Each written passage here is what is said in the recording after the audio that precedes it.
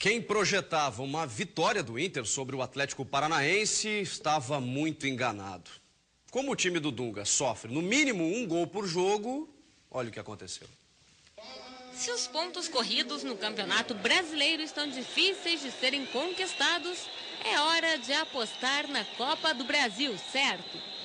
Só que o adversário foi o Atlético Paranaense, um rival que estava com vontade de complicar a vida dos colorados. Foi preciso apenas de 5 minutos para o experiente Paulo Baier dar um balde de água fria no time do técnico Dunga e abrir o placar em Novo Hamburgo. Bom, aí o time reagiu. Josimar arriscou uma, 2,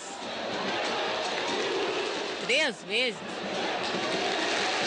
Já o Damião preferiu tentar de bicicleta. E o D'Alessandro invadiu a área. Neste lance, Paulo Baier ajeitou de calcanhar para Ederson. Em seguida, ele avançou e perdeu a chance de ampliar.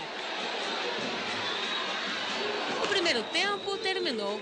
Entre vaias e aplausos, o Inter foi para o vestiário.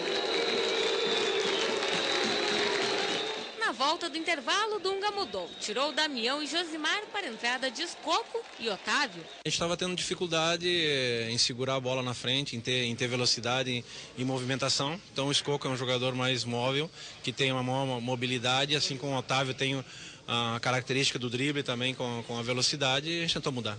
A resposta da dupla foi imediata. Assim que a bola rolou, Forlan cruzou. Primeiro, Otávio acertou a trave e, em seguida, Escoco. Aos 11 minutos, o argentino parou no goleiro do Atlético. O Inter queria o empate de qualquer jeito. Forlan chutou por cima. Já Juan obrigou o goleiro a salvar o time atleticano. Aos 24 minutos, Dunga fez a última alteração. Saiu Forlan para a entrada de Caio. E mais uma vez, Paulo Baier teve chance de marcar em cobrança de falta. Só que aos 44 minutos, brilhou a estrela de Otávio. O garoto de 18 anos aproveitou a falha da zaga e deixou tudo igual. Eles fizeram um gol com 4 minutos, tiveram mais uma chance.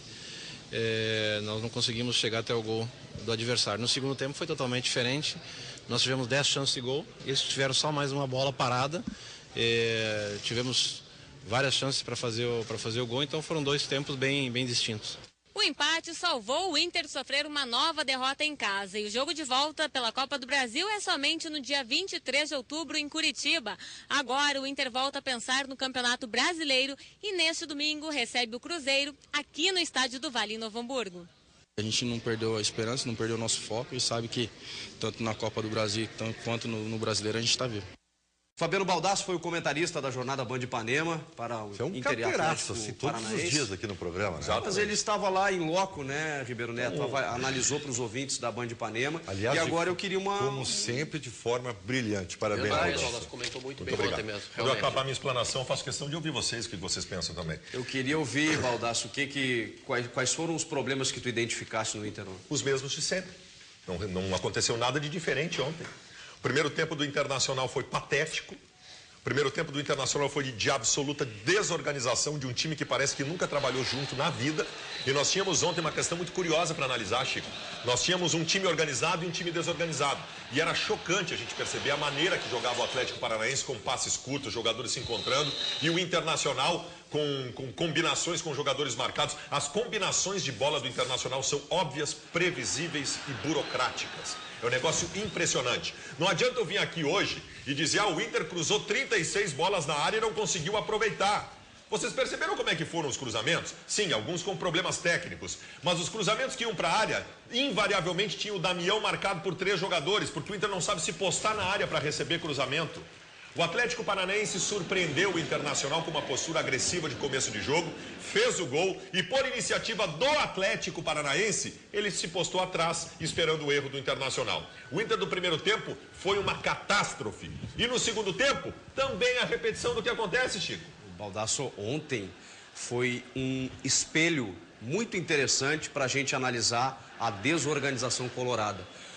o que joga esse time do Atlético, que não tem nenhuma estrela, Joga de muito. uma forma encaixadinha, Total. uma recomposição numa velocidade absurda. Teve um contra-ataque do Inter em que, de repente, 5 jogadores do Atlético se postam na área Talvez para tentar parar o ataque do Inter. Não tem nenhuma estrela, mas Bons jogadores. individualmente é um time melhor que o do Inter. Não é. Individual. Não, mas, ô, Wagner, tu vai querer me dizer que o Marcelo, o Everton, o Ederson são melhor que D'Alessandro, Damião e Forlan? É claro, é que tu pega só o trio ofensivo, o resto do time é todo melhor. Não o é. resto do time todo é melhor que o do Inter. Eu não posso me convencer disso. Só que O segundo tempo do Internacional ontem, Wagner, tu me desculpa. Deixa eu te falar, o Inter Baldasso. só é inferior ao Atlético Paranaense porque é desorganizado. O segundo tempo do Inter ontem, só para terminar, o segundo tempo do Inter ontem também foi uma repetição. É verdade. De acúmulo de atacantes. Mas melhorou um pouco. Melhorou porque se tu acumular atacantes, tu vai chegar mais na área. Mas foi também de forma atabalhoada. Tudo que tu tá falando é verdade, Baldasso. O Inter não tem organização, jogou contra um time que é organizado e por isso não conseguiu um melhor resultado. Mas o que eu falo é que esse time do Internacional, em comparação peça por peça, ele é pior, ele é inferior ao time do Atlético Paranaense. Não é Ontem, nunca. e eu tô falando isso... O Inter não é inferior ao Cruzeiro, E eu tô falando isso porque ontem eu conheci esse time do Atlético Paranaense, eu não tinha feito o primeiro jogo, e eu vejo ali os jogadores, é só olhar pro campo e ver. Tá, o O lateral direito do Atlético Paranaense, Léo, Bom nunca jogador. tinha ouvido falar nesse jogador. Ele joga muito mais que o Gabriel do Internacional. E nós aqui avaliamos o Gabriel porque a gente só vê o Gabriel jogar. O Léo é muito melhor. O Pedro Botelho, lateral esquerdo do Atlético Paranaense, é um baita lateral esquerdo. Acho comum. Baita lateral foi esquerdo. bom jogador. Cumpridor de tarefa. acho que ele A simplifica. dupla de zaga do Atlético Paranaense é impecável. Porque tá bem postada, Tá bem postada, não, os Wagner. jogadores individualmente Pelo são amor de Deus, melhores. o Posso Léo- admitir o Pedro Botelho melhor que o Kleber, né? O Léo, lateral Posso direito. admitir isso. Gente, o Léo, lateral direito do Atlético Paranaense, é um jogador que é bom jogador, mas é favorecido por um time organizado que faz uma combinação maravilhosa pelo lado direito. Eu tô falando da individualidade, Desculpa, eu do discordo. domínio de bola, da força, da velocidade, laterais do Atlético comparando só com tem- os jogadores do Inter. Só tem posição física os laterais do Atlético. E alguma qualidade. Porque eles jogam no time alguma organizado. O Léo Gente, sabe driblar, vai aqui, ao ó, fundo, vem marca cá. bem, tem subida e tem descida. Joga muito mais que o Gabriel, gente. O Gabriel ontem foi suplantado defensivamente por conta da desorganização, falta de cobertura, e ofensivamente porque não havia combinação. O Kleber, coitado do Kleber. O Kleber defensivamente, eu tô falando sério, tá? Eu não tô usando uma figura. O Kleber defensivamente perdeu todas investidas pelo lado direito do Atlético Paranaense, o Kleber perdeu. Outra coisa, parem com esse negócio de que falta vontade para o Internacional. Atenção, telespectador que vai mandar o seu recado, esqueça isso. Não falta e nunca faltou vontade para o Internacional. Ou seja, não interessa estar jogando no Camp Noia, no Centenário ou no Beira-Rio. Isso só faria diferença se estivesse faltando ímpeto. Não tá. O Inter joga com toda a garra do mundo. Falta organização. E aí não tem estádio, não tem gramado que vai fazer o Inter jogar bem. Fala, Ribeiro Neto. Te apresenta. Bom, louvável. Na verdade, eu até concordo com quase tudo com o que vocês disseram. Obrigado. Tá? Mas eu gostaria de me dirigir ao torcedor do Internacional neste momento para que ele não perca as esperanças.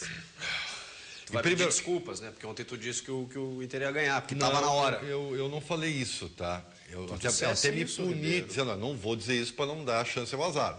Porque eu tenho aquela máxima de Mick Jagger e coisa e tal.